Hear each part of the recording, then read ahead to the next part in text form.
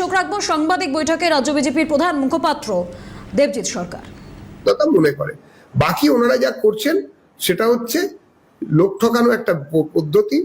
যারা সেই সময় সিপিএম এর অত্যাচার এবং অন্যান্য যে অপপ্রয়োগ তার বিপরীতে দাঁড়িয়ে একটা আন্দোলনকে সংগঠিত করতে গিয়ে খুন হয়ে যান অ্যালেজলি পুলিশের গুলিতে, তার তদন্ত হওয়া উচিত এবং তদন্তের এখনো পর্যন্ত সেরকম তো কোনো ফল আমরা দেখলাম না।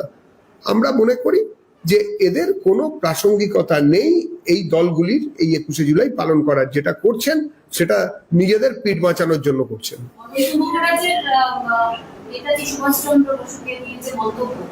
আজকেও কিছুক্ষণ আগে তিনি বলেছেন তিনি তার মন্তব্যে অনড় রয়েছেন।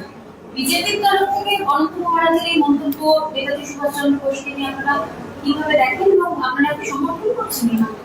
আমরা এই ধরনের কোনো ব্যক্তিগত মন্তব্যকে এন্ডোর্স করছি না।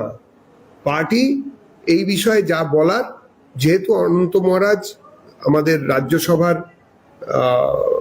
সাংসদ, সেই জন্য যা বলার সেটা কেন্দ্রীয় কমিটি বলবে। কিন্তু পশ্চিমবঙ্গে বুকে থেকে এই ধরনের কথা এর আগেও যারা বলেছেন, বিভিন্ন সময় অনেকেই বলেছেন, পার্টি কোনো রকম নেতাজির বিরোধিতা বা যে কোনো পশ্চিমবঙ্গের মনীষী বা ভারতের কোনো মনীষীর গুণীজনের সরাসরি বিরোধিতাকে কখনোই এন্ডোর্স করেনি। এটা আমাদের পার্টি লাইন নয়।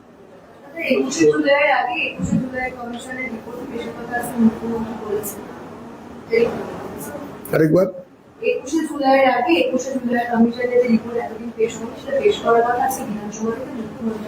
আমরাই তো সেটা বলছি যে এতদিন ধরে যখন এত কিছু হয়েছে তো সেগুলো তো করতে পারেনি এরা। এরা এই জিনিসটিকে নিয়ে অর্থাৎ 21শে জুলাই নিয়ে বারবার ব্যবসা করেছেন।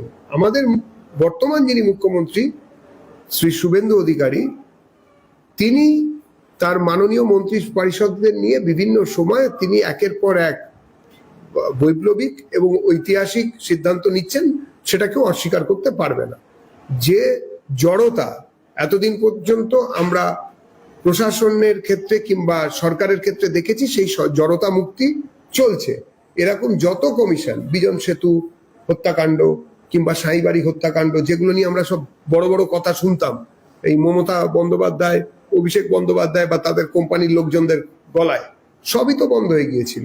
এখন সম্মাননীয় মুখ্যমন্ত্রী শ্রী শুভেন্দু অধিকারী এবং তার পারিষদ যারা মন্ত্রী আছেন তারা বিষয়টি দেখছেন এবং তারা সদর্থক ভূমিকা নেবেন, নিচ্ছেনও। পার্টি সরকারের সঙ্গে আছে এবং আমরা একে শুভেচ্ছা জানাচ্ছি এই সিদ্ধান্ত।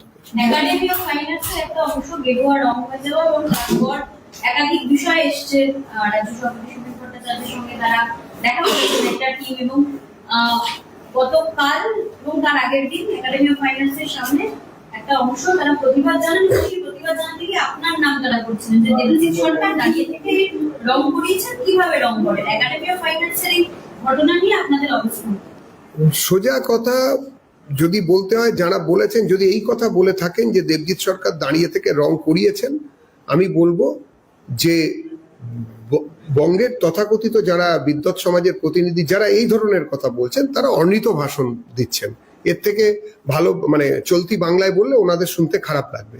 দ্বিতীয়ত, যারা এতদিন ধরে একাডেমি অফ ফাইন আর্টস একটি বেসরকারি সংগঠন, সেখানে কে কি রং করবে, কোন রং হবে কোন রং হবে না, সেই সংগঠনের ট্রাস্টি বডি তারা ঠিক করবে। যদি কেউ কোনো রং করে থাকেন, আমি প্রথমেই বলছি এই রং করার সঙ্গে আমি বা আমার দলের কেউ যুক্ত নন। যারা ওখানে একটি সংগঠন, যারা একটি কমিটি বানিয়েছেন, সেই সংগঠন হচ্ছে একটি শ্রমিক সংগঠন। বিজেপির কোনো শ্রমিক সংগঠন নেই, বিজেপি কোনো শ্রমিক সংগঠনের সঙ্গে যুক্ত নয়। কিন্তু ওখানে সিআইটিউ 4টি ঘর দখল করে রেখে দিয়েছে এবং ওই ঘরেতে নাকি তালা দেওয়া ছিল ইত্যাদি প্রভৃতি বিভিন্ন সময় আমাদের কাছে কমপ্লেন আসে। ওই সংগঠনের ওই একাডেমিতে যারা কাজ করেন, ওই ফাইন আর্টসে যারা কাজ করেন, তারা এইসব কথাবার্তা বলেছিলেন। এবং তারপরে তারা কি রং করেছেন, কোথায় রং করেছেন, হ্যাঁ এই কথা ঠিক যে আমাকে ওখানে একবার ভারত মাতার ছবিতে মাল্যদানের জন্য ডাকা হয়েছিল। আমি এবং আমাদের মাননীয় বিধায়ক শিবপুরের শ্রী রুদ্রনীল ঘোষ, অভিনেতাও তিনি বটেন। আমরা দুজনে সেখানে উপস্থিত ছিলাম এবং আমরা ভারত মাতার ছবিতে মাল্যদান করি, যেটা কিনা ভারতীয় মজদুর সংঘের একটি কার্যক্রম ছিল। এরপরে বিভিন্ন সময় বিষয়টিকে নিয়ে যারা জলঘোলা করছেন